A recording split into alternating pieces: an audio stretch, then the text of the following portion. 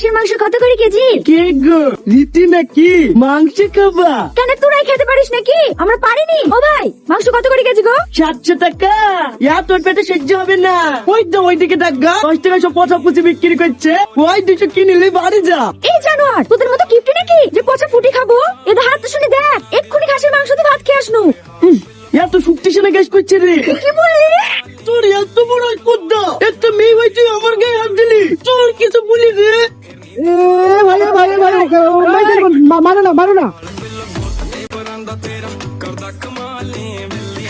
মাংসের দোকানে আসছে না তো? ও তোমাদের চালা কি বুঝতেই পারেনি, ও কি করতে আসবে?